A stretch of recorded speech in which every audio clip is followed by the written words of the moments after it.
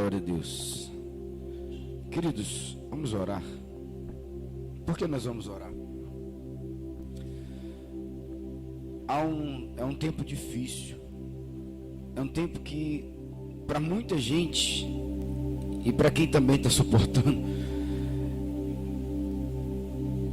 o mundo está espremendo, há uma pressão espremendo nossas vidas, os nossos jovens, nossos filhos, nossos relacionamentos. Nós precisamos orar. Se você ora, eu te digo uma coisa: ore mais. Se você não ora, eu te digo, comece a orar. E se você ora muito, eu digo, ore mais ainda. Mas nós precisamos orar. E não é orar de qualquer maneira, é orar crendo naquilo que o Senhor falou através da sua palavra. Então curva a sua cabeça. Comece a falar com o Senhor nessa hora, do íntimo do teu coração, no mais profundo do teu coração. Quais são as suas dores nessa hora? Quais são os seus apertos? É a casa, é a família, é o filho, é o casamento, são as finanças, é o mundo? Não, apóstolo, é tudo. Então Deus é tudo. Comece a expor teu coração ao Senhor nessa hora. Comece a expor tua vida ao Senhor nessa hora, ao Espírito Santo de Deus. Ele se faz presente entre nós. O reino de Deus, ele está dentro de nós. E a palavra diz em Mateus 3,33: buscai primeiramente o reino dos céus e a sua justiça. Então todas essas demais coisas, e até as outras que nós não estamos orando, nos serão acrescentadas. Buscar examinar profundamente o reino de Deus que está dentro de nós. Que nós, nessa manhã, nós possamos vasculhar o nosso interior, o quanto nós temos de Deus,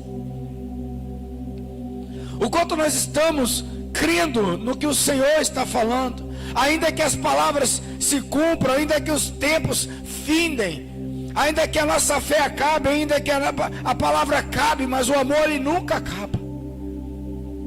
O amor não passa. O amor já venceu. E Ele fará você vencer também. Mergulhe no Senhor nessa manhã. Mergulhe no Senhor nessa manhã. Eu digo a você nessa hora: descanse no Senhor. Busque dentro aí o Espírito do Senhor dentro de você nessa manhã. E ache conforto, ache abrigo, ache convicções. Acha um pastor cuidando da tua alma. O bom pastor que dá a vida pelas suas ovelhas. Passe por ele nessa hora. Espírito de Deus, tu sondas os corações, e tu pesas e sabes quais são as verdadeiras intenções dos nossos corações. Então vem nessa manhã, Senhor, que nós possamos encontrar descanso para nossas almas em Ti.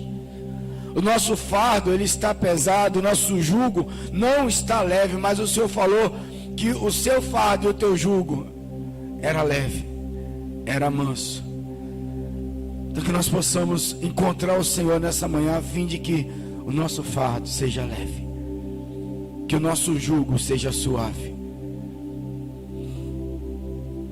que o Senhor nos dê a paz que excede todo entendimento, que ela venha guardar os nossos corações de todas as aflições desse tempo, de todas as aflições de nossa alma, do nosso espírito, de todos os nossos temores, porque o verdadeiro amor lança fora todo o temor. Então abra os nossos olhos para que a gente veja com os olhos sem o temor, mas no amor do Senhor. Que nós não venhamos a viver pelo que estamos vendo, nós não venhamos, Senhor, a sofrer pelo que estamos vendo, mas nós possamos caminhar de fé em fé, de glória em glória, por aquilo que nós estamos crendo, ainda que os nossos olhos não vejam. Vem nessa manhã de Deus, Espírito Santo, vem nessa manhã, manifesta teu poder e tua glória entre nós, manifesta, Senhor, sobre nós, aumenta a nossa fé. Eu chamo ao Espírito. O Senhor falou que não deixaria órfão. O O Senhor não nos deixaria órfãos, enviaria o teu Espírito. E eu digo nessa manhã, Espírito de Deus, venha sobre nós, venha em nós e venha dentro de nós. E quebra toda essa orfandade nessa manhã. Dá-nos convicção de fé, Pai. Aumenta-nos a nossa fé. Aumenta, Pai, a nossa fé. Que todo inimigo do Senhor, que todo inimigo da nossa alma, que toda falta de convicção, todos os joelhos que estão tremendo nessa hora, sejam tomados pela tua certeza, pela tua presença, pelo teu poder. Que o Senhor toque em nossas mãos agora, e que a tua destra direita, o Senhor venha nos conduzir a cada dia em passos firmes, de fé em fé e de glória em glória, no conhecimento pleno da tua vontade. Nós não aceitamos, Senhor, opressão e opressão do inferno neste lugar e nem em nossas vidas. Que o Senhor nos levante, que o Senhor nos capacite, que o Senhor nos municie com as armas espirituais, que nós possamos ser encorajados com ânimo novo para continuar a boa obra que o Senhor está fazendo neste lugar, em nome de Jesus, em nome de Jesus, no nome poderoso de Jesus. Todo medo, eu te ordeno no nome de Jesus, saia. E toda alma, pelo sangue de Jesus, seja curada. Seja curada, em nome de Jesus. Amém. Aleluia. Glória a Deus. Quem é que faz o ofertório hoje? Você? Pode sentar, queridos. Aleluia. Nesse mesmo espírito de adoração, o ofertório hoje será bem diferente. Essa madrugada eu tive uma visão. E o Senhor falava comigo acerca de nós sermos a oferta do Senhor. Então, nessa manhã, que a gente reflita o que eu posso ser de melhor como doação ao Senhor. E essa visão que eu tive, eu fui no livro de Amós, foi uma palavra que o Senhor deu lá no livro de Amós, que Amós também teve essa visão. E eu fiquei estarrecida com isso. Porque Amós diz assim: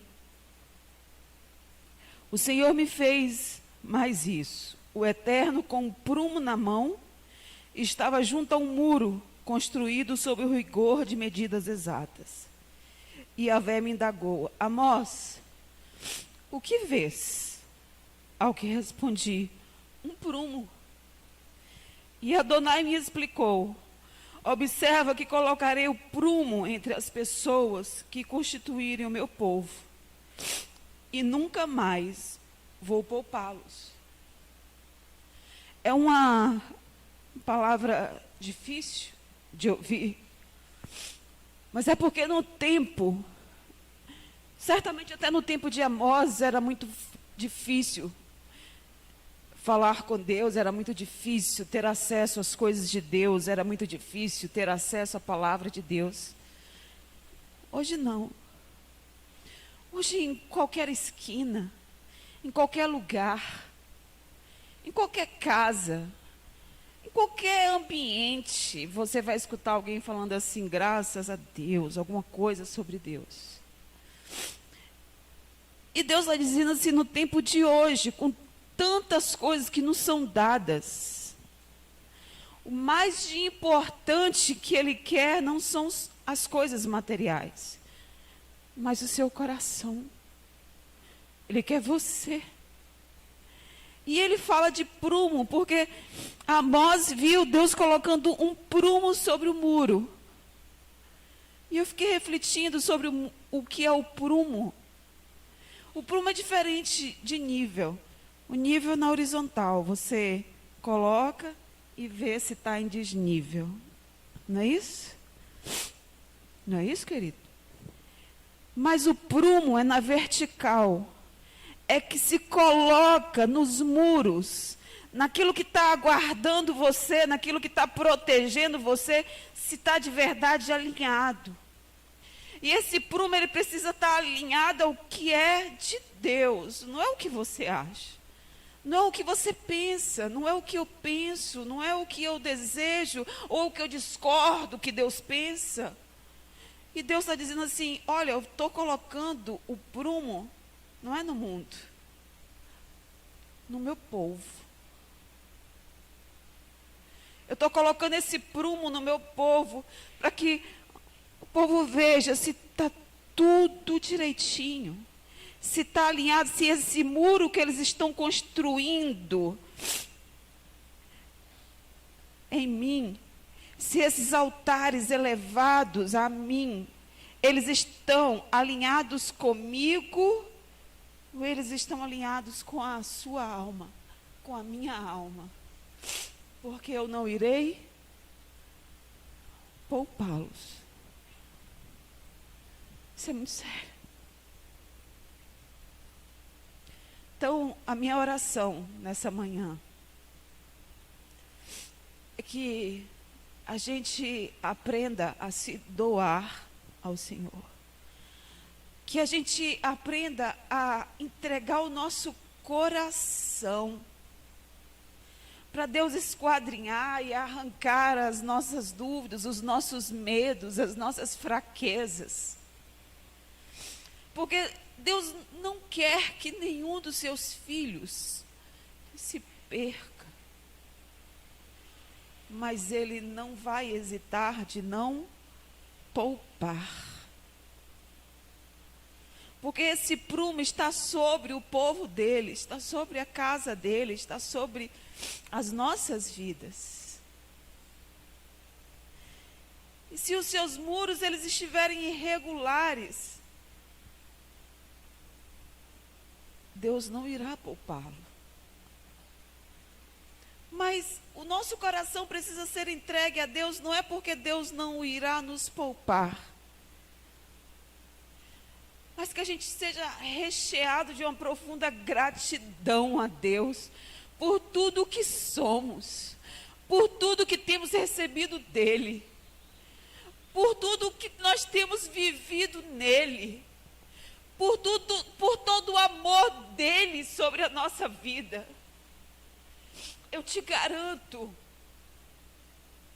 que ninguém nunca amou você mais do que Deus. Ninguém nunca cuidou de você mais do que Deus. Ninguém anseia seu retorno para casa mais do que Deus. Ninguém deseja que os muros da sua vida sejam erguidos retos no Senhor mais do que Deus. Não adianta entregarmos os nossos dízimos e as nossas ofertas se o nosso coração não tem sido totalmente entregue a Deus. Eu refletia com ele e falando muitas vezes, nós hesitamos de não nos entregarmos totalmente, porque nós temos medo. E Deus falava comigo que o contrário de medo não é coragem, é amor. Porque a palavra diz que o verdadeiro amor lança fora todo medo. Só para a gente entender que as coisas com Deus não são humanas. Não tem parâmetros humanos. Mas tem parâmetros espirituais que todo o tempo Ele nos chama para mergulhar. Porque você é espírito. Você é espírito. Você é espírito.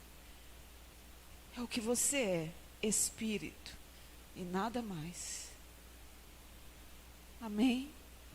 Glória ao Senhor Jesus.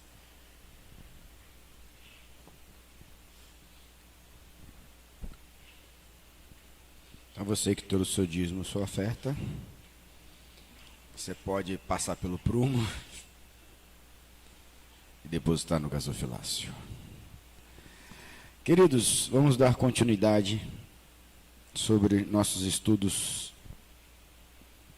relativos à paternidade e à orfandade. Amém? Abra sua Bíblia no livro de Juízes, capítulo 11.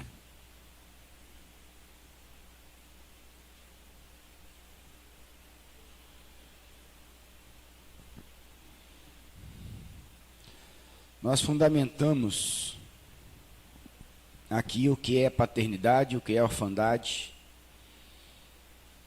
Mais uma vez eu gostaria de ler, para você não esquecer. Paternidade é um estado, uma qualidade de um pai. É uma relação jurídica entre pais e filhos.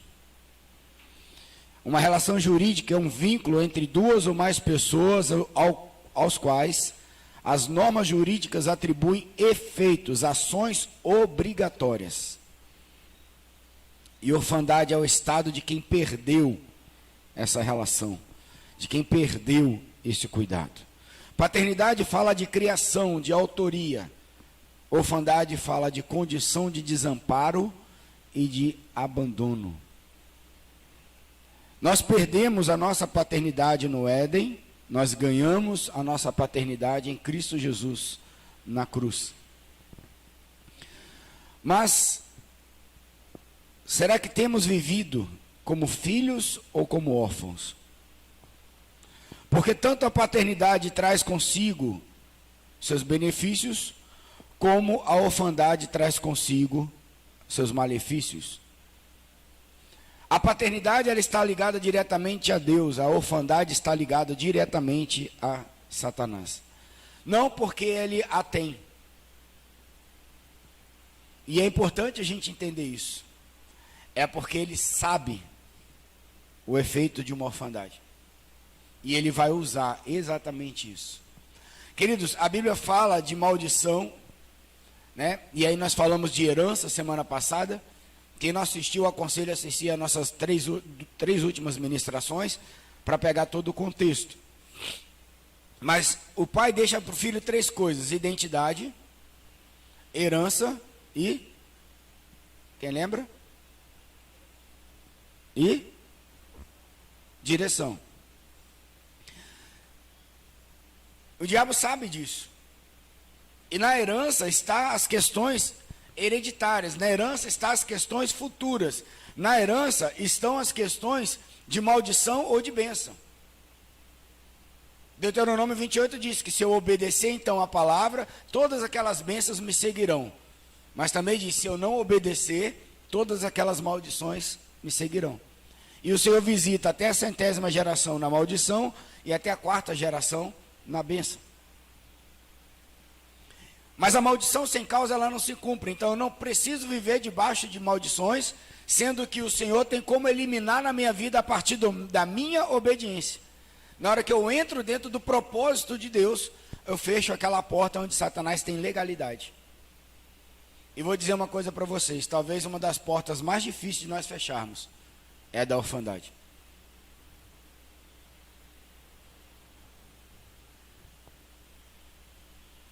E nós vamos ver alguns detalhes nesse texto de Juízes. Poxa, eu fechei a Bíblia. Deixa eu abrir aqui de novo. Juízes 11. É um texto que o pastor Tiago tem usado, é um texto muito ensinado nessa questão de orfandade. Eu quero avaliar com vocês algumas questões. Fala de um jovem chamado Jefté.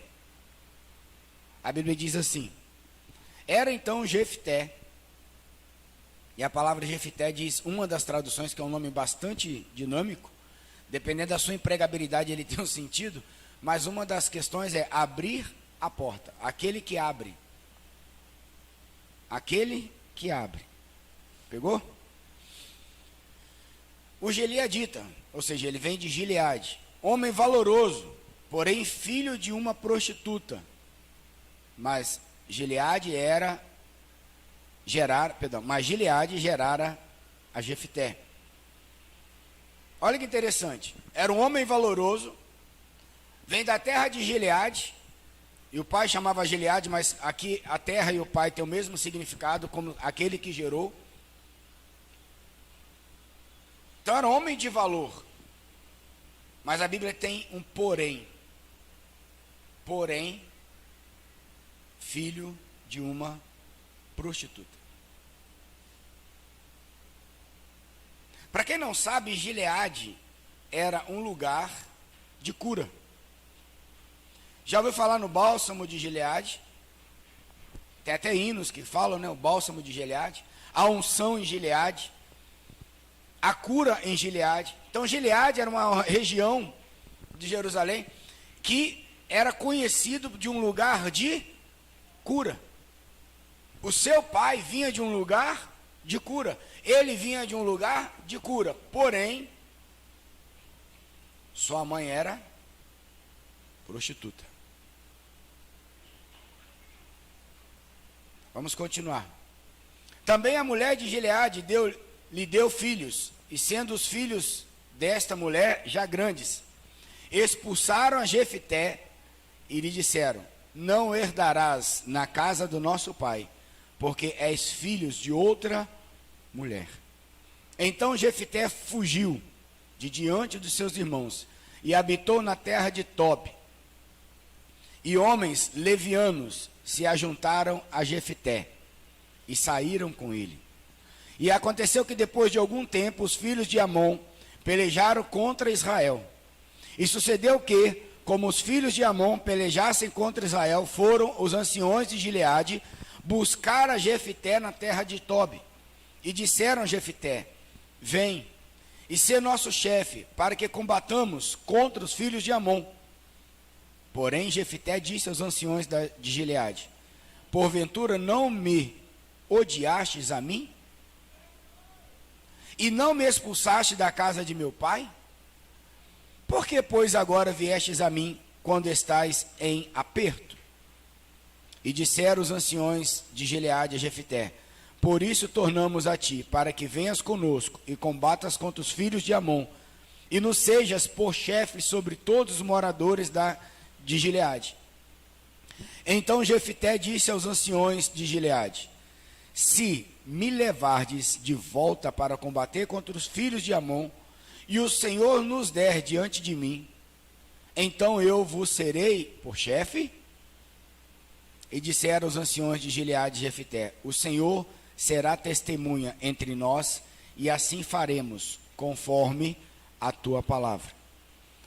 Assim Jefité foi com os anciões de Gileade, e o povo pôs por chefe e príncipe por si. E Jefité falou todas as palavras perante o Senhor em Mizpá. Então Jefité enviou mensageiros aos filhos de Amon, dizendo: que há entre mim e ti, que viestes a mim a pelejar contra a minha terra? E disse o rei dos filhos de Amon aos mensageiros de Jefité: é porque assim Israel, saindo Israel do Egito, tomou a minha terra, desde Amon até Jaboque, e ainda até o Jordão. Restitui-me agora em paz. Então Jefité prosseguiu ainda a enviar mensageiros ao rei dos filhos de Amon, dizendo-lhe: assim diz Jefité: Israel não tomou nem a terra dos Moabitas, nem a terra dos filhos de Amon. Porque, subindo Israel ao Egito, andou pelo deserto até o Mar Vermelho, e chegou até Cádiz. E Israel enviou mensageiros ao rei dos Edomitas, dizendo: rogo-te que me deixes passar pela tua terra. Porém o rei dos Edemonitas não deu-lhe ouvidos. Enviou também o rei dos Moabitas, o qual igualmente não consentiu. E assim Israel ficou em Cádiz. Depois andou pelo deserto e rodeou a terra dos Edomitas, e a terra dos Moabitas, e veio do nascente do sol à terra dos Moabitas, e alojou-se ali de Amon, porém não entrou nos limites dos Moabitas, porque Armon é limite dos Moabitas.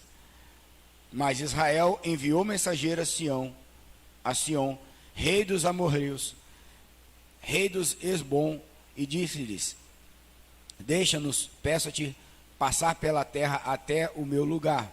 Porém, Sion não confiou em Israel para passar nos seus limites. Antes, Sion juntou todo o seu povo e acompanharam a Jaça e combateu contra Israel.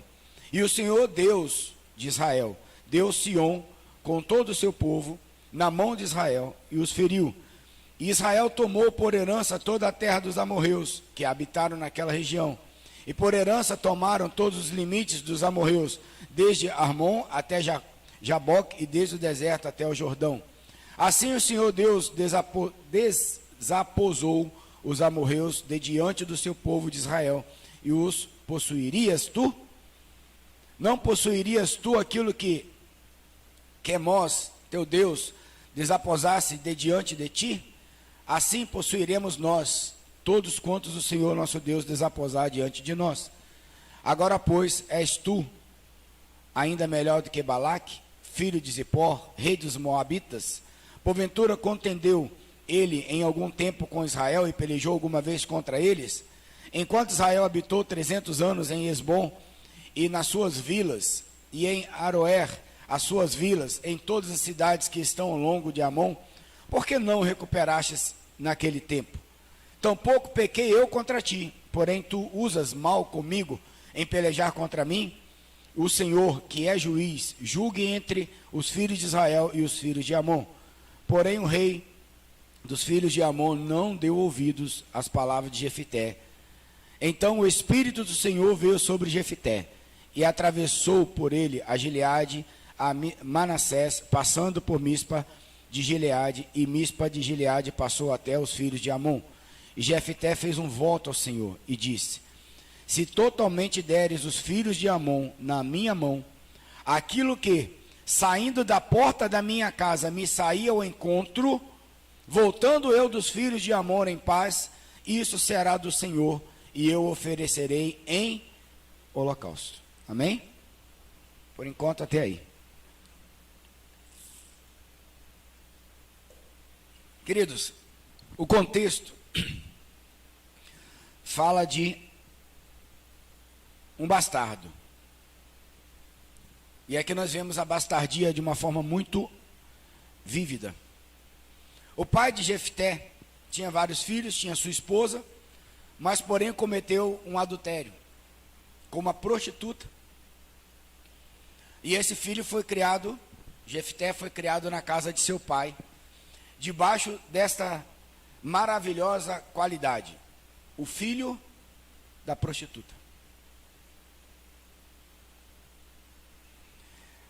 E é interessante que muitas vezes nós precisamos pensar que nós às vezes estamos sendo criados dentro da nossa casa, mas nós não nos sentimos parte daquela família, ou daquela casa, ou daquele povo. Às vezes estamos na casa do Senhor, não nos sentimos parte da casa do Senhor, daquele povo, da família de Deus. Apesar da Bíblia dizer que nós somos cidadão dos santos, ou seja, da mesma família dos santos, herdeiros de Deus e co-herdeiros com Cristo. E não vivemos com essa certeza, não vivemos com essa qualidade. Isso é uma forma também de bastardia, de um filho bastardo, de um filho fora do contexto esperado. E é interessante, como eu mostrei semana passada, se eu falar a palavra pai, você automaticamente, quando fecha os seus olhos, você vai encontrar quem? Deus. Você vai encontrar o seu pai. E o perigo é esse, porque nós transferimos essa paternidade, que por melhor que ela seja, ou por pior que ela seja, ela jamais será comparada com a figura de quem? Do Abba, de Deus. Porém, a vontade de Deus é que cada pai, cada mãe, a vontade de Deus é que nos casamentos os filhos recebam a paternidade de Deus. Porque a família, ela é construída, ela tem um chamado profético para manifestar, para fazer Deus conhecido de geração em geração. Porque a gente pode dar o melhor estudo para os nossos filhos, a gente pode dar a melhor faculdade, a gente pode dar o melhor carro, a melhor roupa, mas se ele perder a sua alma para o inferno, o que adiantou? De que valeu? Então observe, queridos, todos nós temos um porém na vida. E Jefté teve a possibilidade de resolver o seu porém. Todos nós temos um porém. O que são os poréns? É aquilo que não está alinhado segundo o modelo de Deus.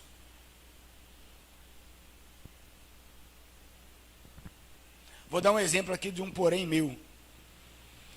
Eu sempre tive assim, paixão pelo meu pai. Mas eu nunca tive o meu pai da forma como eu projetava que ele fosse meu pai. E não é errado projetar um pai, porque todo filho tem um pai como o quê? O seu herói, não é verdade? E meu pai foi herói para muitas coisas. Mas não foi herói afetivo. E certamente ele também não teve um pai que foi um herói o quê? Afetivo. Portanto, ele também não pôde aprender. Se ele não pôde aprender, ele também não pôde o quê? Fazer. Ou talvez tenha tido a oportunidade de aprender, mas não conseguiu. É uma escolha dele. Quando eu encontrei a paternidade em Deus, uma das revelações que eu tive com maior dificuldade foi que o meu pai herói nunca vai poder ser o pai herói que eu espero se ele não encontrar Cristo. Isso foi frustrante. Isso foi terrível.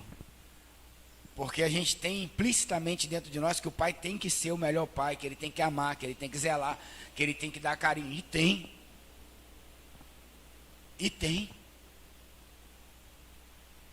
Mas nós temos poréns. Os pais têm poréns, as mães têm poréns, os filhos têm poréns. Jefté tinha um porém, e todo porém nos leva para a orfandade. Todo porém nos leva à bastardia, a não nos encontrarmos dentro do nosso contexto. Entenderam? Ficou claro? E Jefté tinha um porém, e ele teve aqui agora uma possibilidade de resolver o seu porém. E aí eu já quero adiantar que eu vou contextualizar, mas se você resolver o seu porém no seu modelo, na ferida da tua alma, vai dar ruim. Te prepara, porque vai ser pior do que, o enredo vai ser pior do que o soneto. Nós vamos ver o que aconteceu com Jefté. Mas vamos lá. A primeira questão com Jefté era homem valoroso. Dentro desse contexto que nós lemos, né, Israel é sitiada pelos amonitas. Jefté tinha sido expulso da sua casa pelos seus irmãos, pelos anciões da cidade. Ou seja, o cara foi expulso pela própria casa, o cara foi expulso pelos irmãos, e o cara foi expulso pelos anciões da sua própria terra. Ele não foi expulso só de casa, ele foi expulso até da sua terra. Tu imagina? Isso é que é colar chiclete na cruz. Ser expulso de casa já não é agradável. Ser expulso da terra, e pelos anciões que naquele tempo detinha a autoridade, detinha o cuidado e o zelo do povo. Foi, é você não ser querido mesmo, é você não está... Aqui não é o teu lugar, velho. Parte. Hashtag repartiu Jefté.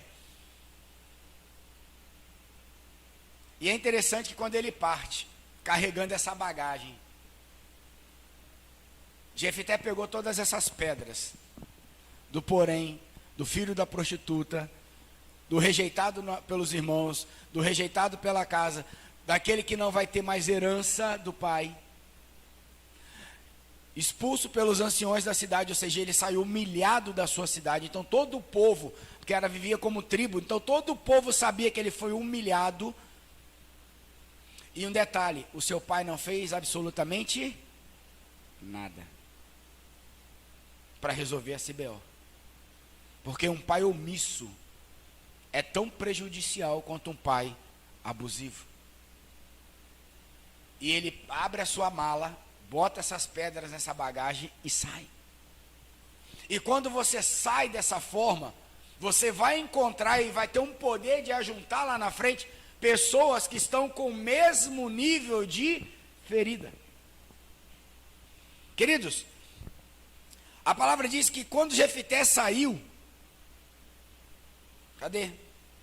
E aconteceu que depois de um tempo os filhos de Amon lá, Jefité assumiu seus irmãos, habitou na terra de Job. Ah tá, versículo 3. E Jefité fugiu de diante dos seus irmãos, ele fugiu.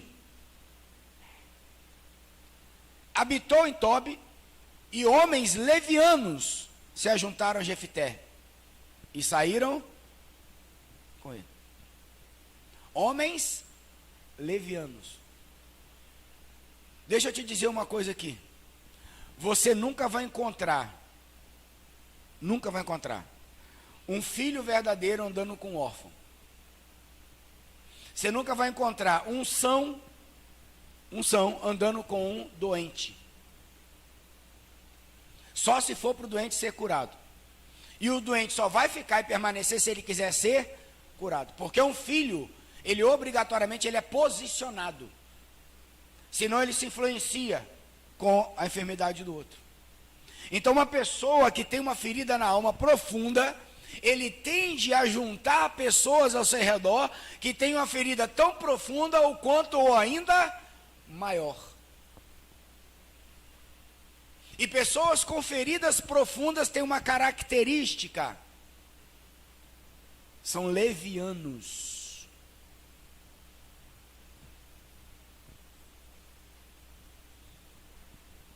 E aí sabe o que acontece? Quando você é leviano, você não anda debaixo de uma regra, você anda debaixo de um sentimento.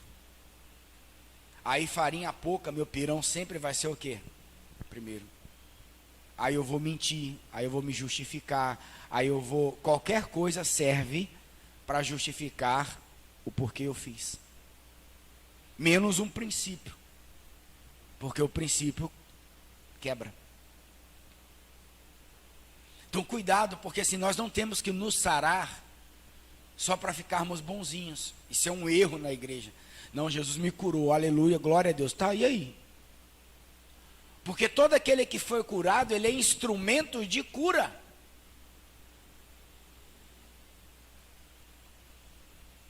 Agora, se você está em Deus e só está querendo andar fora desse contexto, me desculpa, você está tão enfermo quanto quem está lá fora.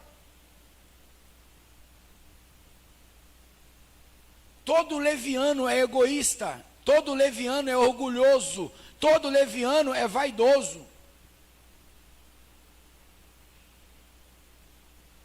É valentão, é porretão, é o cara, a bola da vez, é a mina da vez. Não tem princípio. Está vivendo debaixo de o seu fundamento é a sua ferida. E sabe qual é o problema, queridos? Que a vida muitas vezes te dá a oportunidade de você despertar toda a sua leviandade. E ainda vamos bater no peito e falar: foi eu que conquistei. Ninguém sabe o que eu passei para chegar até aqui. Porque o leviano, ele não é ambicioso. Porque o ambicioso, ele tem o desejo de ter mais, para fazer ainda mais e melhor por causa dos outros. O leviano, ele é ganancioso, porque ele tem o desejo de ter mais, para ser mais, para provar o poder, para ter o poder, para se autoafirmar, porque ele tem crise de identidade. E a identidade, ela surge justamente aí, porque o seu pai não fez absolutamente nada. O cara não tinha uma mãe para cuidar dos seus sentimentos e não tinha um pai para cuidar da sua mente. Porque um pai cuida de uma mente e uma mãe cuida de um coração. Tu imagina o coração de Jefité. Estava lá na casa do pai, sendo humilhado o tempo todo, e a mãe na mesma cidade dormindo com vários homens. Ainda recebia para isso. A minha mãe está trabalhando. Imaginou, gente? Que situação. E pasmem vocês, essa história é bastante contemporânea. Essa história é bastante contemporânea. Então, quando eu saio com as minhas bagagens, Quando eu saio com as minhas feridas, eu vou encontrar pessoas com as mesmas. Cuidado com seu espírito de independência. Cuidado com seu espírito de insubmissão. Cuidado quando a tua alma, ela está caçando um monte de coisas, ao invés de ficar ali, ó. Porque já dizia o ditado, quem procura, acha, né? Aí os filhos de Amon, os amonitas vieram contra a cidade de Gileade. Outra questão muito clara neste lugar, nesse contexto, para mim, é que assim, sendo Gileade um lugar onde as pessoas eram curadas, o cara nasceu nesse lugar, o seu pai era deste lugar, era um homem valoroso, mas não conseguiu ser o quê? Saudável. Emocionalmente.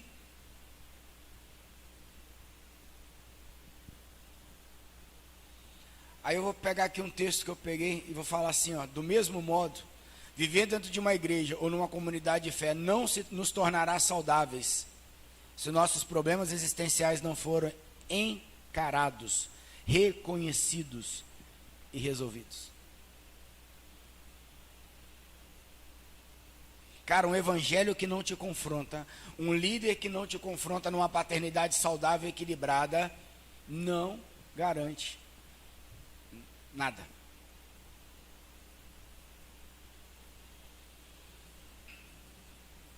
Não te garante nada. Mas prossigamos. Jefité está lá em Tobi. Os amonitas vêm contra Gileade. E aí, aonde agora os caras que expulsaram Jefité vão procurar Jefité? Lá em Tobi.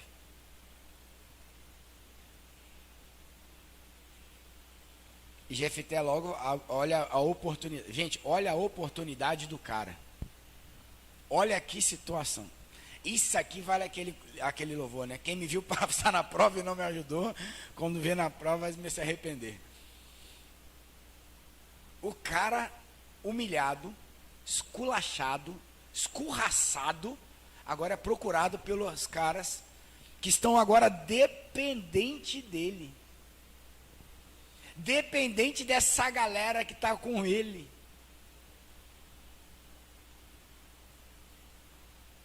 Olha que intersecção agora.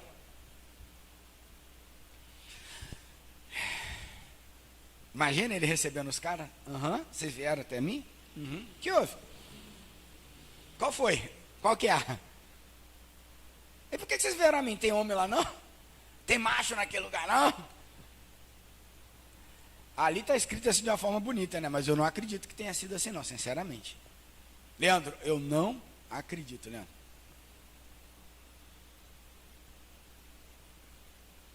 Os moabitas estão vindo aí. E sabe quem eram os moabitas, queridos? Olha que loucura espiritual, olha o contexto.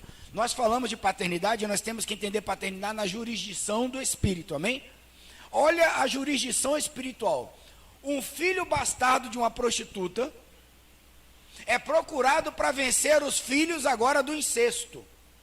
Porque quem eram os moabitas? Eram os filhos que Ló fez na sua própria filha. Era um povo oriundo desse contexto. Então agora eu tenho os filhos bastardos versus filhos do incesto. Que situação, né? É por isso que não dá para pegar dois doentes e tentar resolver sua vida um com o outro. Gente, como as pessoas, né, atraem, né, homens que estão sofridos, atraem mulheres sofridas. E aí se junta, aí depois começa a dar ruim. E aí você vai ver, estão brigando pela mesma situação.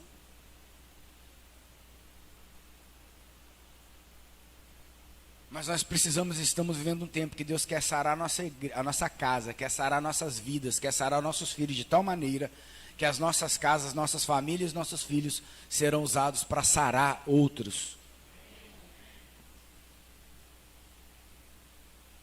Aí o cara recebe os grandes, vocês, legal, vocês estão precisando de mim? Sabe que tem um negócio. eu vou. Agora, se Deus me... Olha a situação. Para você não falar que você está dentro da igreja e está enganado. Se Deus me der essa vitória, eu agora sou chefe de vocês. Meu irmão, o coração de Jefté agora está curado, né? Para ser esse chefe. Para ser esse líder amoroso, para ser esse líder bonzinho, né? Jefté agora está assim, saradão para poder falar isso.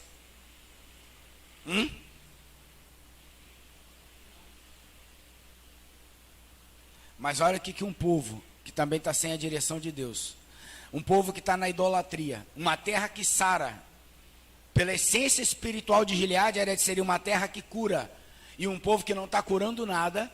Olha o que acontece. Eu vou buscar um doente para resolver um problema numa terra que deveria ter só gente o quê? Curada. Nós fazemos assim. Às vezes nós estamos com um problema, nós vamos buscar alguém mais doente do que a gente para resolver a nossa doença. Na nossa casa, nas nossas emoções e assim por diante. Quem aqui gosta de ir para médico?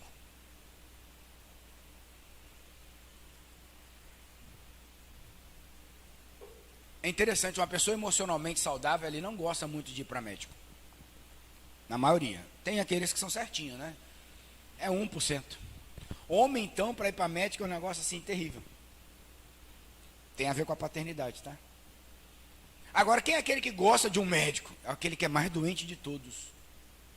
Que ele fica procurando doença.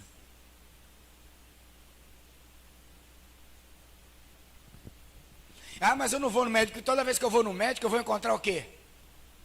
Uma doença. É óbvio. Toda vez que eu for para a palavra, toda vez que eu estudar sobre o amor na palavra, eu vou descobrir que eu não faço o quê? Que eu não amo. Toda vez que eu for estudar o perdão na palavra, eu vou descobrir que eu não ainda aprendi a perdoar. Toda vez que eu for buscar paternidade na palavra, eu vou descobrir que eu não sou ainda um bom pai. Que eu estou num processo. E é no processo que eu alcanço maturidade. É no processo que de fé em fé, de glória em glória, eu vou aplicando a minha fé e ela vai fazendo com que eu vá vivendo essas transformações. Então a fé não é para adquirir coisas, a fé é para eu poder viver as transformações necessárias. Entendendo que a vontade de Deus é boa, é perfeita e é agradável. Mas para isso eu preciso mudar a minha mentalidade. De órfão para uma mentalidade de filho. Porque uma mentalidade de órfão, ela está debaixo de uma jurisdição de filhos de incesto versus filhos da prostituta, dentro desse contexto atual. Gente, é sério o que eu estou falando, vocês acham? Você já conseguiu assim pensar em algum amigo, alguma situação familiar? Eu vou falando isso, eu vou olhando para a minha família, eu vou olhando para... Cara, é muita coisa. E olha que eu não estou nem aprofundando os sintomas ainda específicos. Aí o que Jefté faz para resolver a situação? Jefté, eu acho que ele tinha moral para a guerra. Eu acho que Jefté tinha moral. Essa questão de um homem valoroso, ele era alguém influente. Jefté era influente. E ele manda a carta para o rei dos Amonitas. E ele contextualiza por que eles estão naquela terra e por que eles querem tomar aquela terra e não tomaram antes. E ele ainda bate com o cara, ó. Se o seu Deus não te desse essa terra, você não possuiria? Meu Deus me deu, eu possuí. Cara, o cara está falando em nome de Deus. O cara está dentro de um contexto de tomada de terra, tomada de território da parte de Deus.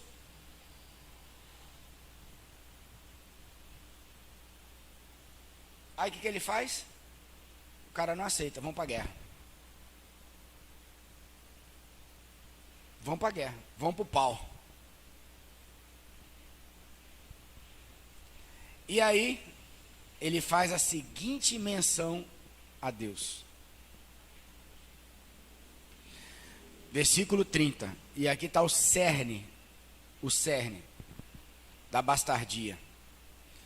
E Jefté fez um voto ao Senhor e disse: se totalmente deres os filhos de Amon na minha mão, aquilo que, saindo da porta da minha casa, me sair ao encontro, voltando eu dos filhos de Amon em paz, isso será do Senhor, e oferecerei um holocausto. Ou seja, aquilo que sair na porta da casa dele, quando ele voltar da guerra, se ele voltar vencedor, se ele voltar em paz, se ele tiver conquistado e agora chefe de Gileade, o que sair da porta da casa dele ele vai matar e vai sacrificar no altar do Senhor. Sabe quem saiu? A sua única filha.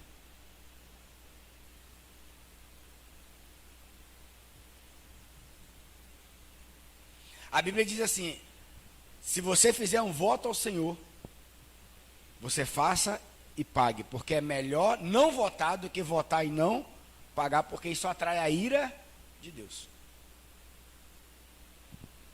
Se você um dia entregou a sua vida a Jesus, se você realmente falou para Jesus que você quer ser dele, se você um dia cantou isso a ele, querido, cuide disso. Foi o que a apóstola colocou aqui profeticamente: há um prumo. Há um prumo. E o que vai nos tirar do prumo é justamente as nossas feridas. Jefité, será que ele imaginou que quem ia passar naquela bendita porta correndo, porque estava feliz, porque o seu pai venceu a guerra, era a sua única filha, comemorando a sua vitória? Quantos você conhece que quando chegou no auge, no ápice daquilo que tanto sonhou, olhou para trás, não tinha pai, não tinha mais irmão, não tinha mais família, perdeu os filhos, perdeu o casamento, perdeu tudo?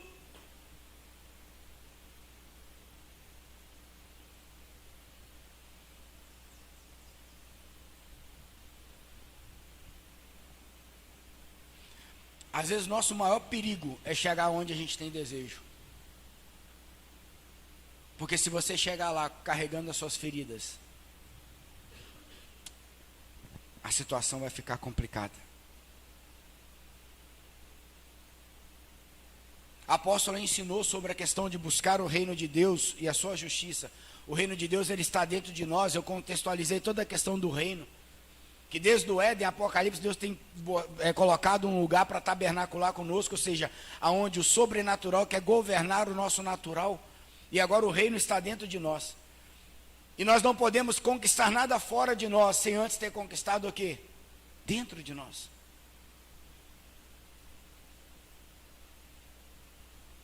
Cara, eu tenho muito desejo que o meu pai um dia entenda tudo que eu entendo hoje, mas será que ele vai? E se ele não entender, será que eu vou continuar? Oh, meu paizinho. Não, bom seria que eu pudesse sentar com ele e abertamente falar, mas meu pai, ele não tem nem habilidade para isso. Eu acho que assim, isso deve ferir tanto ele, deve incomodar tanto ele, que ele prefere fugir. Eu acho.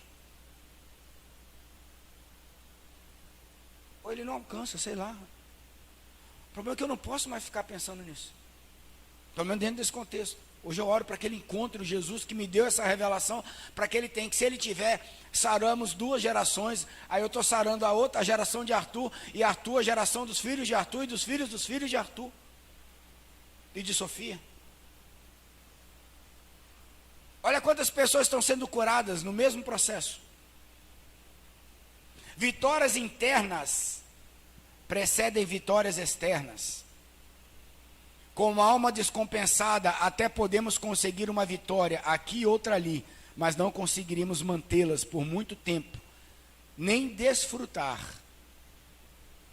E aí que está a grande questão. Nem desfrutar daquilo que conquistamos. Depois que Jefité vence a guerra, ele vive por 7 anos e morre. Sua filha, há uma divergência teológica se ela realmente morreu, ou se essa questão de morrer, ela teria que ficar estéril e não poderia gerar filhos mais. Eu acredito que ela tenha morrido pelo contexto que você lê, você vai ver que parece que ele realmente cumpriu a sua palavra.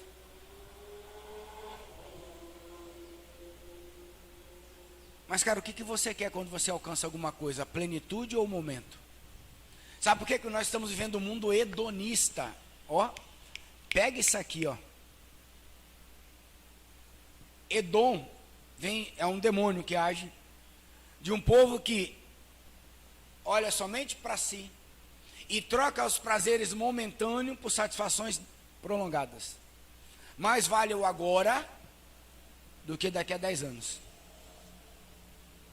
Então o cara, ele starta alguma coisa, aí ele quer ficar rico. Quando? Hoje. Ele teve a ideia hoje, mas ele já quer ficar rico quando? Hoje eu tenho uma mulher, amanhã eu tenho outra. Depois eu tenho outra. Eu tenho uma branca, eu tenho uma pretinha, agora eu tenho uma moreninha, agora eu tenho uma ruivinha. E aí ele vai, porque ele tem que experimentar, ele tem que... E o pior é que muitas vezes a igreja entra nessa maquinaria de oferecer um Deus que sacia a sua alma. Cara, Deus pega a tua alma e mata. Deus não quer saciar a tua alma, Deus quer te matar. Para você morrer para o mundo, tomar a cruz e seguir Ele. Num processo que começa agora, porque veio da eternidade e você está voltando para a eternidade. Senão o fim não é Cristo. Cristo é apenas um meio de você adquirir coisas. A religião, ela tem sido prostituta. E aí tem vários filhos da prostituta. Porque quando você vai estudar prostituição, principalmente no Velho Testamento, fala justamente de uma igreja, de um povo que parou de adorar o seu Deus de verdade e passou a adorar os seus ídolos. E o que é ídolo? É aquilo que você está no teu coração, que rouba todo o lugar de Deus dentro de você. Então a orfandade não tem a ver só com a questão humana, tem a ver também com a questão da minha adoração, tem a ver com a questão da minha vida espiritual, do meu relacionamento com Deus. Se eu me relaciono com Deus como órfão, eu vou tratar a igreja como uma prostituta. Mas se eu me relaciono a Deus como pai, eu vou tratar a igreja como a noiva do Cordeiro.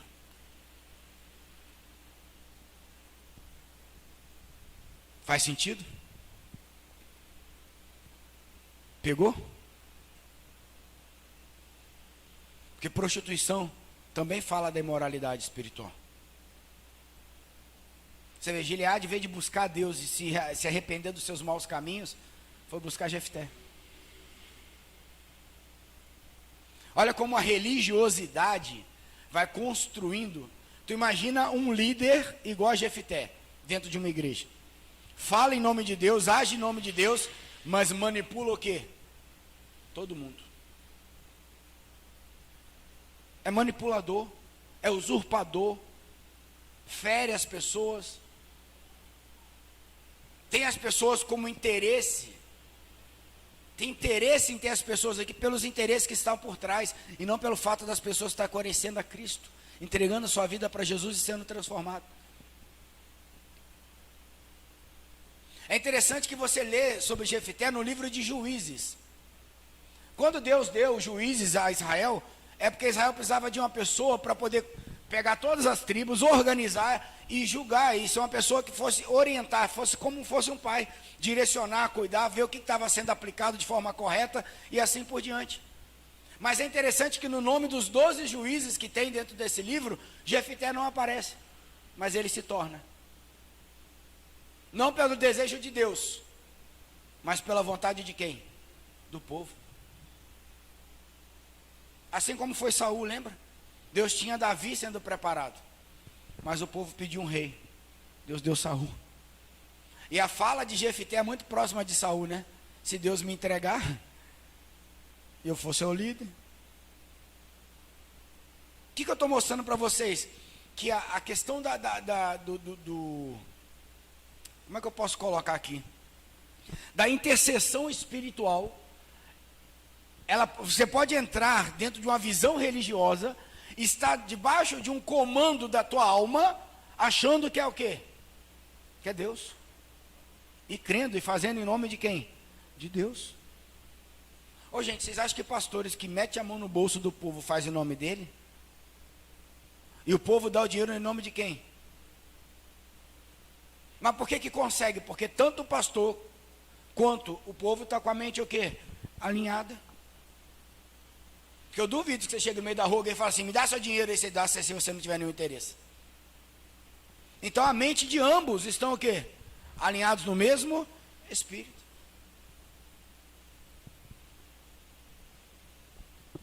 Amém? Ele se tornou juiz, mas não foi colocado por Deus, mas aceito pelo povo. E isso mostra que Israel também estava debaixo da sua imoralidade espiritual. É por isso que nesses tempos, Deus vai botar um prumo sim. É por isso que a Bíblia diz que quando Jesus começar a preparar a sua noiva, a coisa vai começar a ser limpa, ser trabalhada. E é por isso que muitos não vão suportar. Paulo diz assim, que no final dos tempos, muitos não suportarão a sã doutrina. Aí ajuntarão para si falsos profetas e falarão aquilo que convém ao coração. Você quer que Deus fale para você o que você quer ouvir ou o que você precisa? A gente fala assim, não, eu quero que Deus... Não, antes de você fazer essa resposta, você precisa saber o seguinte: eu estou pronto para o que Ele vai ouvir, o que Ele vai falar? Eu já estou encorajado o suficiente para ouvir e mandar no peito e falar assim, não, é comigo, Senhor? Porque senão, depende de quem fala. Depende de quem fala. Às vezes você está ouvindo 10 vezes aqui a mesma coisa, mas você vai ter que ir lá para o Japão para ouvir a mesma coisa que você ouve todo dia. Aí quando você ouvir no Japão, você vai entender. Aqui em Itabuna você não vai.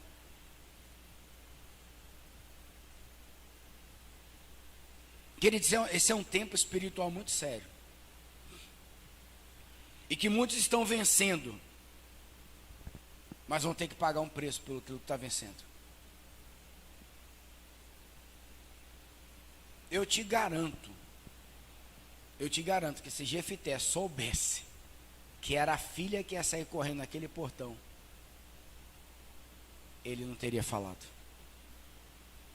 Até porque era sua única filha, e filho naquele tempo representava uma maior bênção de Deus, assim como a esterilidade representava a maior maldição.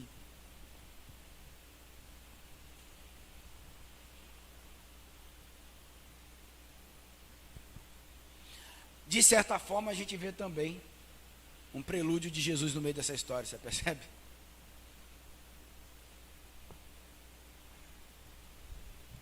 Mas eu quero te mostrar algumas questões ainda dentro do contexto.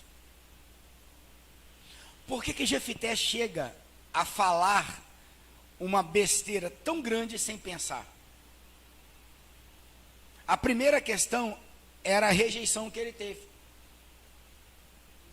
Por que a gente fala besteira sem pensar? Por que a gente faz besteira sem pensar? Ou pensa, né? Mas não consegue quantificar as consequências. Eu tenho certeza que muitos de nós aqui, se pudesse fazer um reset na vida, muitas coisas não fariam de novo, não é verdade? Mas por que a gente não vai poder resetar? Porque a gente tem que aprender com esses processos. É por isso que às vezes, né, a gente tem problema com o pai, Deus nos dá o filho. A gente tem a oportunidade ou de consertar ou de replicar a mesma coisa. E o pior é que a gente ainda acha que está criando de forma correta. E a gente repete aquilo que a gente mais odiou dentro de nós. Aí um pai era abusivo, você odiava. Aí você se torna o quê? Um pai abusivo.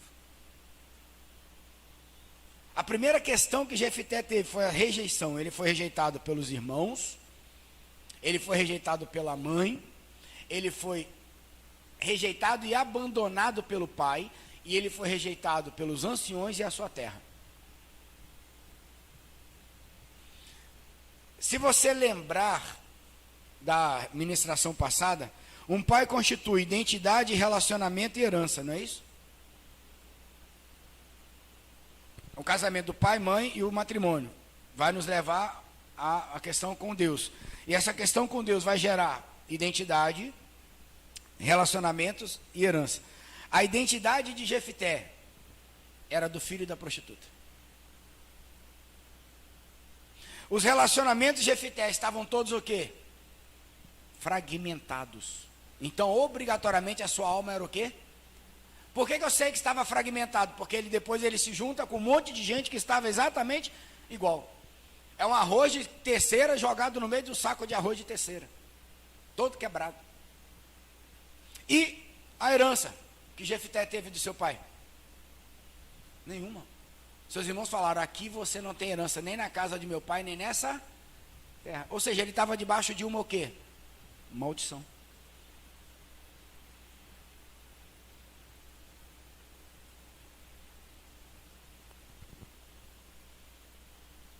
Amém? Amém? Segunda questão, e talvez a que mais pesa, e talvez a que a gente menos saiba lidar, talvez não, com certeza, e com certeza é a que a gente mais precisa aprofundar, é a indiferença do pai. O fato do pai não ter feito nada para resolver aquela situação cria em Jefité uma culpa. E uma situação que o próprio pai é que fez. Mas esse pai tinha moral para falar alguma coisa? Não. Esse pai tinha autoridade para falar alguma coisa? Não. Esse pai tinha autoridade para fazer alguma coisa? Isso nós estamos vendo no dia de hoje. Isso é a marginalização do homem. O homem hoje é colocado à margem, né? Ele sai do seu lugar de autoridade, ele sai da sua figura representativa de Deus. Aí automaticamente, né, o pai, o que ele precisa? O pai precisa de afirmação, o homem precisa de respeito. E a mulher precisa de quê? De segurança. Eu vou fechar em cima desses dois, fica mais rápido de explicar. Então o que a mulher busca no homem? Segurança. E o que o homem busca numa mulher? Respeito. Nessa hora tu imagina como é que a mulher do pai de Gileade falava com ele. Tu é um vagabundo, tu é um imoral, tu é um adúltero.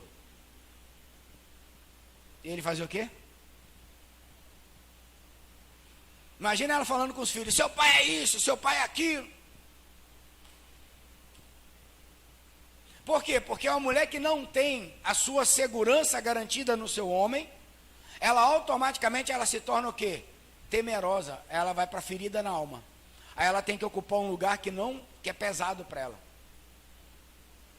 Por isso que quando a mãe ocupa um lugar de um pai, ela está mais doente, ela emocionalmente mais complicada, tudo numa mulher é mais complicado. E nós vemos no tempo de hoje que às vezes a mulher está ocupando o lugar mais do que até na igreja, você vai ver liderança na igreja, você vai ver, tem mais mulher do que o quê? Homens. Cadê os homens? Cadê o posicionamento dos homens? Isso é a marginalização do homem. E o homem nesse tempo ele precisa ser recolocado no seu lugar. E muitas vezes essa mulher que precisa desse homem faz o que com esse homem? Expulsa ele. E o pior é que ainda embute nos filhos, né? Vai injetando nos filhos o veneno.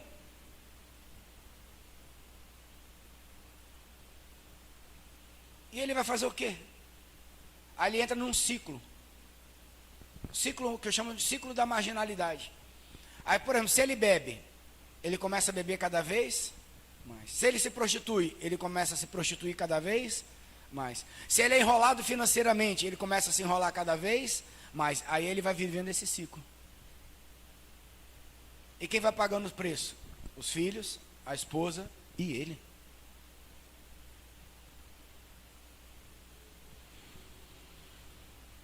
E se Deus não entrar e quebrar esse ciclo,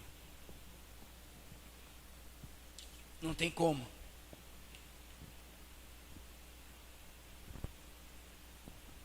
Não tem como, esse teto não se refaz, essa casa não se refaz.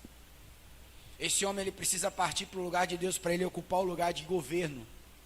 Essa mulher precisa partir para dentro de Deus para ela ocupar o lugar da edificação. Esses filhos precisam partir para dentro de Deus para terem a sua paternidade organizada de novo, curada. E às vezes, queridos, esses ciclos eles são de geração para geração. Se você pensar assim em famílias, por exemplo, droga. Aí você vai ver uma geração, tem um ou outro que teve problema com drogas. Aí você vem a próxima geração, você vai ver que um ou outro também está debaixo do mesmo comando. Aí você vê a outra geração, e aí você vê o ciclo se repetindo de geração em geração. Prostituição, adultério, casamentos que não se vingam, e assim por diante. Homossexualismo. Você vai vendo de geração em geração sendo passado. Por quê? Lembra que eu falei que Satanás ele é o pai da orfandade não porque ele a tem? Porque ele entra exatamente aonde? Aí. Na brecha. Essa é a porta. Essa é a porta. É aí que a maldição sem causa não se cumpre, que se ela tiver causa ele vai entrar. E às vezes a gente vai repetindo as histórias sem saber por quê. Aí você olha para trás, seu avô era assim, né? Até na família comum, gente. Fulano era igual o avô, que é igual o pai, e ele está igualzinho, olha lá, e o filho dele está indo pelo mesmo caminho.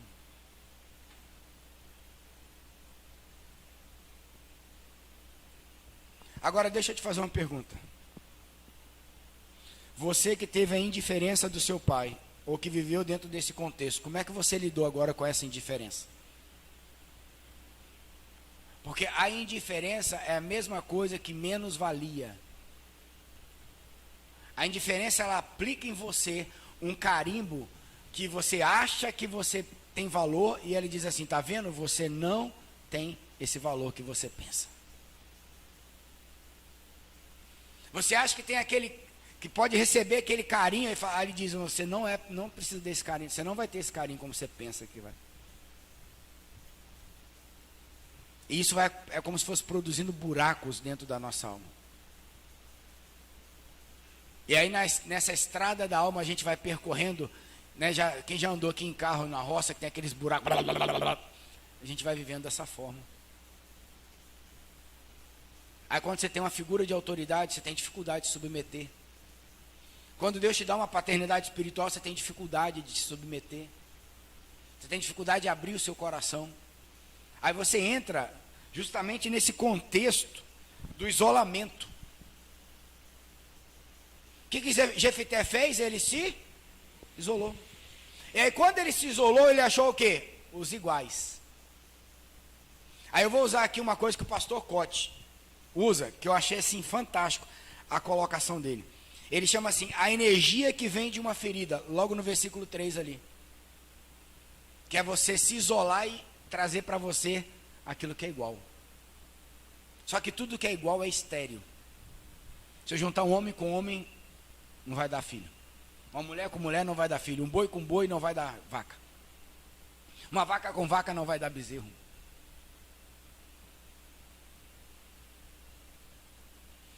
Ele chamou de energia, eu boto assim, a força, que para mim é a força da ferida.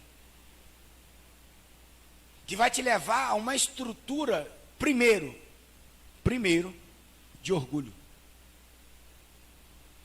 Por que o orgulho, apóstolo? Porque na Bíblia, a Bíblia diz assim, o orgulho precede a queda.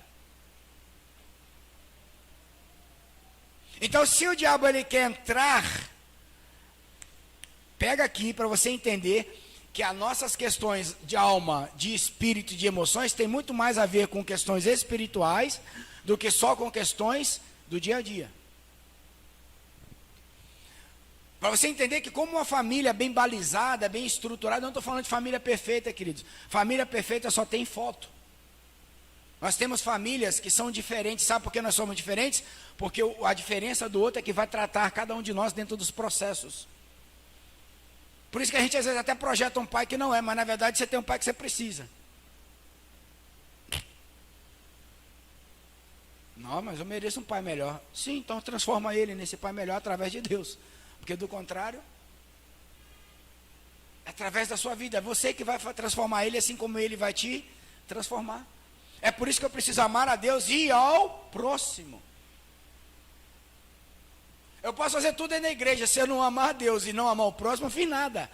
Cancelei o evangelho, porque a Bíblia diz assim, o maior mandamento é esse, amar primeiramente o quê?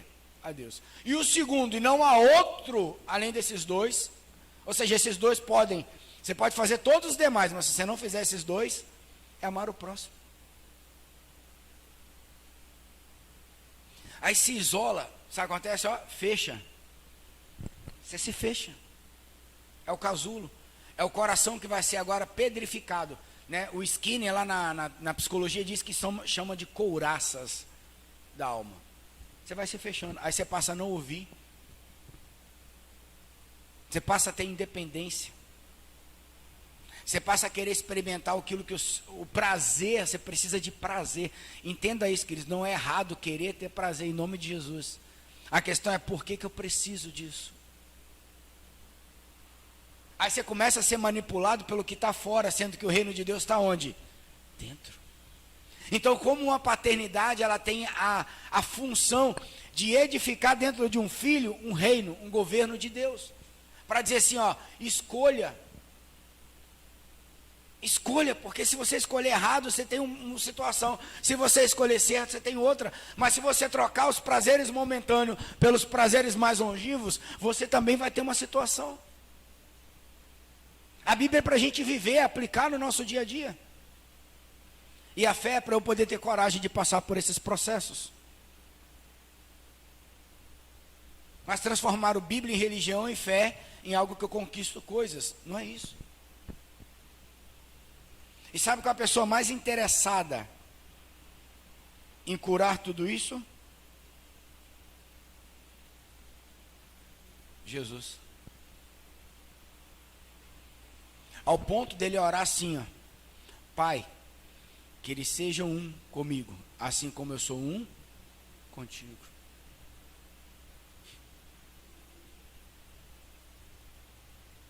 Cara, até de Beelzebul chamaram Jesus.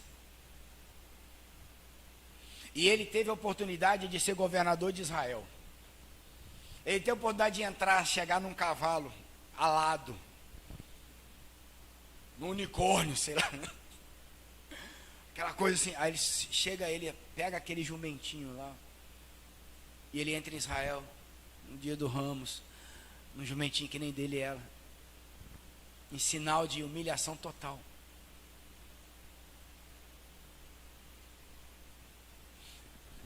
Quando Deus afirma a nossa paternidade, olha que semana passada nós falamos, né? Olha como isso se aplica de novo hoje. Quando Deus afirma a nossa paternidade, Jesus, o Espírito Santo vem sobre ele e fala, eis meu filho amado. Em seguida, o mesmo Espírito que vem sobre ele, leva ele para o deserto para ser tentado pelo diabo. E a primeira fala do diabo, se tu és o filho de Deus, transforma essa pedra em pão.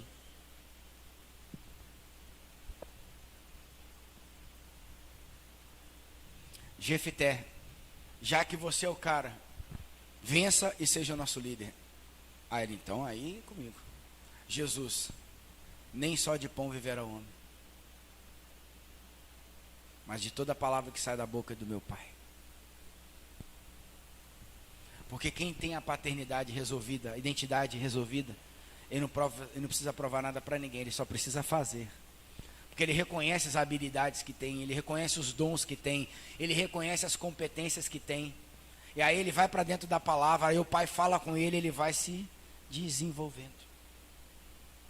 Aí sabe por que o povo no mundo precisa? Cara, se você olhar no mundo, eu tenho 44 anos. Eu fiquei fora da igreja dos 12 aos 21. Cara, dos 12 aos 21 são o quê? 10 anos. 10, né? Não, 11 anos. 9 anos. 9 anos. O que eu fazia há 9 anos é o que todo mundo faz hoje de novo. Ou seja, não mudou absolutamente nada. Beber, pro barzinho, pega as minas. Aí, por quê? Porque a Bíblia diz que um abismo vai chamando outro abismo. O que Jefté fez? Ele pegou um abismo e aquela conjugação espiritual dos filhos da bastardia com os filhos do incesto, lançou ele agora num abismo ainda maior. Deixa eu te dar uma reta aqui. Não se iluda. Se você se mover na tua ferida, pode esperar o buraco. Isso aí é a Bíblia, a psicologia, a neurolinguística, todo mundo vai te dizer a mesma coisa. E gente, a gente tem uma geração que é terrível, que é tão infantilizado, com tanto conhecimento, mas tão infantilizado que é assim, você tem a tomada ali. Eu preciso explicar para alguém hoje que se você pegar um prego e enfiar na tomada, vai lhe dar choque? Precisa? Então você precisa tomar o choque para saber? Mas a geração de hoje é essa, ela quer enfiar a mão ali e segurar para ver como é. Porque é uma geração incrédula. Incrédula por quê? Porque não tem fundamentos. Tem muita informação, mas não tem fundamentos. Quando você tem muita informação e não tem fundamentos, você precisa provar para alguém que você é alguma coisa. Porque você não tem, você tem a informação dos outros, você tem a informação externa, mas não tem interna. Então você tem que usar isso para você conseguir emocionalmente ficar bem.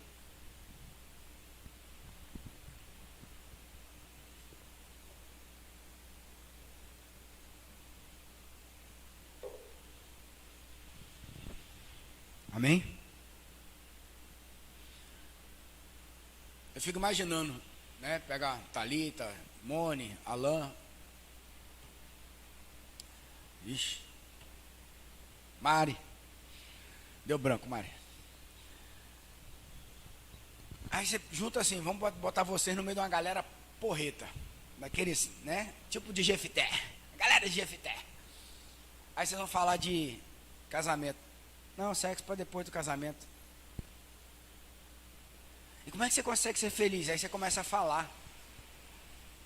Eles devem ficar, né, panqueca da cabeça. As pessoas não entendem como é que eu consigo ser feliz sem beber. Eu falo, caraca. É porque o apóstolo Paulo me deu uma outra opção. A Bíblia diz assim, não vos embriagueis com vinho, porque traz contenda. Mas enchei-vos do Espírito. Então eu posso ser bêbado, só que de outra forma. Eu posso ser chapado e doidão de outra forma. Mas eles nem consideram que existe outra forma. Porque o mundo diz o seguinte, você tem que ser assim, para ser aceito. Aí a sua necessidade de aceitação vai matar aquilo que você depois mais vai amar na vida. Vai matar aquilo que você mais desejou conquistar. Vai matar seus sonhos, suas expectativas, sua esperança. Por causa de uma bastardia. Porque eu preciso considerar que tem um Williams humano, que é filho de Dona Elisete e sou Carlinhos. Mas eu preciso considerar que tem um Williams profético. Que Deus tem desde a fundação do mundo, que deu a oportunidade a Lisete e Nenê de gerar para manifestar o reino de Deus nesse tempo. Se você não considerar isso, o seu humano, mas acima de tudo o seu profético, se Jefité tivesse considerado que apesar do porém dele, ele também fosse um Jefité que foi chamado para uma guerra, num tempo aonde Deus precisaria de um homem valoroso como ele, influente como ele, habilidoso como ele não precisaria ter feito voto nenhum ao Senhor. Sabe por que a gente fala, se o Senhor fizer eu vou fazer? Porque a gente não sabe, porque o Senhor já fez. Se você já sabe que já fez, você precisa prometer por algo que já foi feito?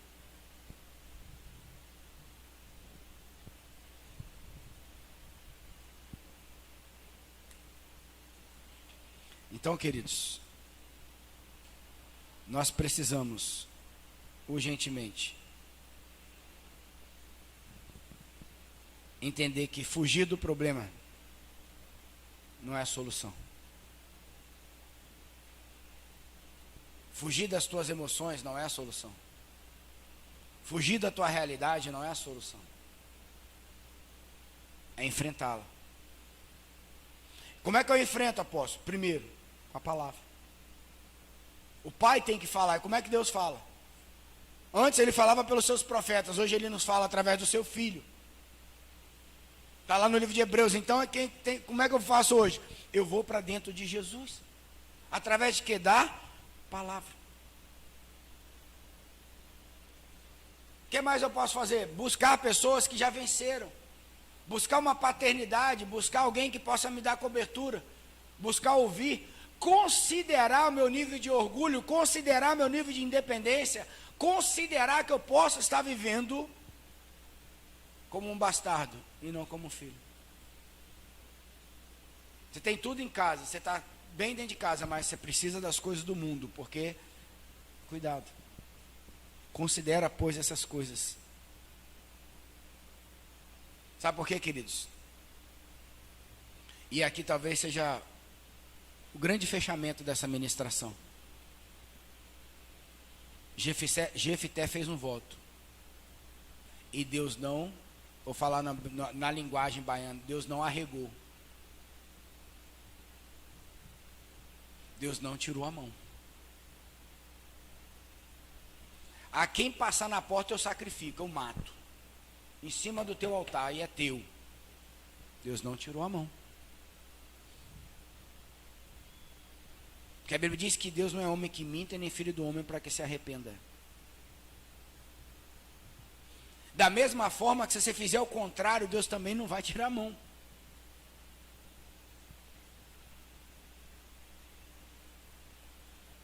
Cara, isso é tremendo. Deus não vai intervir nas nossas decisões nesse ponto. Então cuidado com a nossa estupidez, cuidado com a nossa menos-valia, cuidado com as nossas emoções. Se você fizer algo ao Senhor, prometer algo ao Senhor, entregar sua vida ao Senhor, deixa eu te dizer, cumpra. Eclesiastes 5:4. Se você faz um voto ao Senhor, melhor cumprir. Porque Deus não arrega. Deus não dá um passo atrás, em nada. Por isso que a Bíblia diz que o que está escrito, o que vai se cumprir, e nada pode ser tirado nem colocado. Está tudo na Bíblia? Não. Mas tudo que está na Bíblia vai acontecer? Vai. E vamos ter explicação para tudo? Não, mas podemos ter a revelação pelo Espírito. Então nós estamos vendo um tempo muito sério. Por quê? Porque Deus quer famílias saradas para sarar essa terra. A profecia de Malaquias é clara. Converterá o coração dos pais aos filhos e dos filhos aos pais, para que eu não venha e fira a terra com maldição. O maior avivamento, a maior solução que nós temos para esses dias é a minha vida, a sua vida curada. Para que a nossa casa seja curada. Para que nossos filhos se tornem curados. E assim nós vamos contaminando como um Covid santo de Deus as pessoas. E olha como o Covid mexeu nas famílias, né? Amém, queridos? Você entendeu o que Deus está falando nessa manhã? Então eu queria que você curvasse a sua cabeça nessa hora.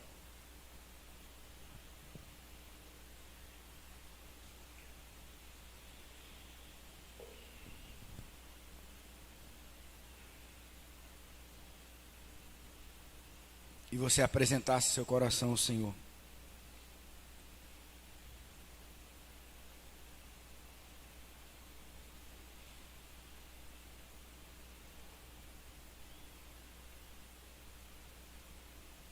E você não mais espiritualizasse as suas feridas. E você não mais fizesse as compensações das suas feridas.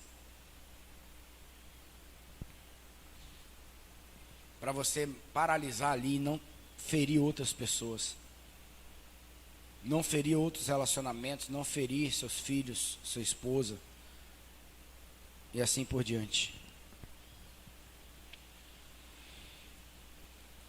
Que o Espírito Santo nessa manhã te convença, nos convença, do quanto nós precisamos, como pais, chegar para os nossos filhos e entregar os nossos corações para eles.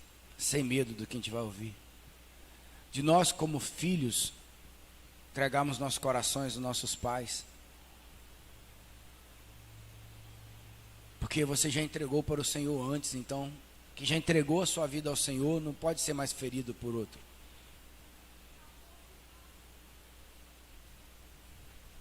Essa manhã Deus te trouxe neste lugar, te colocou para assistir essa ministração, onde é que você está? Para Ele te confrontar, para Ele te apresentar um contexto que eu e você podemos, e de certa forma em partes, ou em grande parte, ou em pequena parte, podemos estar vivendo nesse tempo.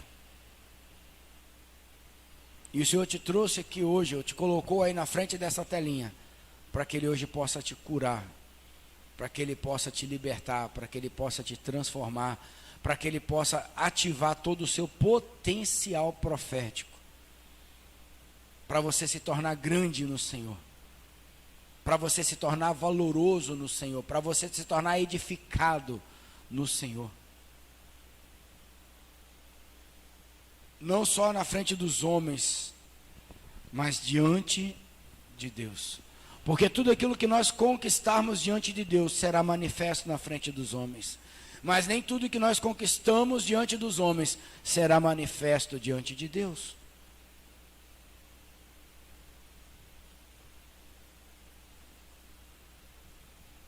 Então renda teu coração, teu entendimento ao coração do Pai. Peça a Ele um espírito de aquebrantamento. Peça a Ele para quebrantar o orgulho, as feridas, os sentimentos de menos-valia. Às vezes você já até passou por processo, às vezes Deus já tocou em você, Deus já mostrou você, até já teve algum relacionamento com o Pai para poder melhorar isso, mas você não conseguiu. É porque você não partiu para dentro de Deus com vontade, com verdade, da forma como Deus quer. E Deus tem filhos diferentes, para uns Ele tem uma medida, para outros Ele tem outra medida, e assim sucessivamente. Mas a todos quanto receberem, eles tornarão sendo feitos filhos de Deus, aos que creem no seu nome. Então creia nessa hora. Usa toda a tua fé nessa hora, para aquilo que Deus tem e quer fazer nesse processo. De te resgatar desse espírito de orfandade, de te resgatar desse espírito de rejeição, e de te colocar diante do amor dEle, para que você se torne um filho amado. E você não está sozinho, porque o Pai não é seu, o Pai é nosso. E nós vamos como igreja crescermos em amor, em verdade, em sabedoria, em graça, em favor, em sinais e prodígios e maravilhas, diante do nosso Deus e nosso Salvador Jesus Cristo. Busque primeiramente o reino dos céus. Busque a sua justiça. Busque ser sarado, curado. Entre no modelo dos céus. Há uma verdade na oração de Jesus que é assim na terra como nos céus. Então que você diga para Ele: Pai, eu entendo que eu sou uma pessoa humana, mas eu também sei que eu sou uma pessoa profética. Eu sei que eu estou debaixo de um regimento humano, mas eu também estou debaixo de um regimento dos céus. Então que o céu se manifeste, que a tua glória, que transforma tudo e todos, se manifeste sobre nós nesse dia, no nome de Jesus. Que a tua glória permaneça entre nós, a fim de que venhamos ser aperfeiçoados, amadurecidos, dentro do processo que o Pai tem para instituir sobre nós. Venha o teu reino nessa manhã sobre nós. Vem, Senhor, o teu reino, e seja feita a tua vontade. A vontade dos céus na terra. A vontade do Pai nos filhos. A vontade do Senhor sobre cada um de nós. A tua palavra sendo ativada, sendo manifesta entre nós e dentro de nós. Que as nossas mentes agora, Pai, recebam, Pai, um toque do teu Espírito. Que os nossos corações sejam tocados pela tua mão, Pai, pelo teu favor.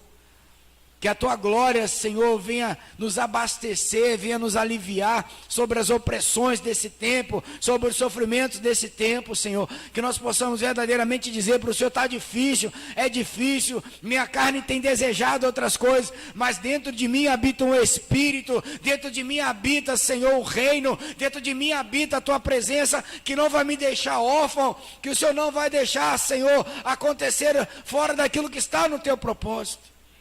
E eu chamo a existência nessa hora, Pai, o Espírito Consolador, que o mundo não pode receber, porque não o conhece, mas nós o conhecemos e Ele habita dentro de nós, para que Ele governe as nossas emoções, para que Ele governe os nossos sentimentos, para que Ele governe as nossas vontades, para que Ele governe, Senhor, todo o nosso ser. Que nós possamos Te conhecer mais e mais. Para a tua glória e o teu louvor, nós oramos nessa manhã. Continua, Senhor, essa boa obra. Tua palavra diz que tu és fiel e justo para terminar a boa obra que o Senhor começou em nós. Então nós dizemos nessa manhã: eis-nos aqui, Senhor. Completa a tua obra porque queremos gozar do direito de sermos feitos filhos de Deus. Não somos mais órfãos, somos filhos do Altíssimo. Obrigado, Pai. Dá-nos uma semana abençoada. Leva-nos em paz e em segurança diante das tuas mãos poderosas, em nome de Jesus. Amém, amém e amém. Que o Senhor te abençoe, resplandeça sobre ti o teu rosto, tenha misericórdia de ti e te dê a paz. Amém?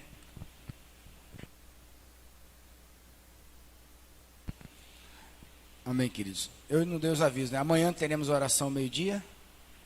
Temos, Del? Amanhã teremos oração aqui meio-dia. 3 horas lá em Silmara. Quarta-feira é o nosso culto. E quarta-feira eu vou trazer algumas outras direções, porque semana que vem já é a consagração, não é isso? Amém? Então, vão com Deus. Deus abençoe.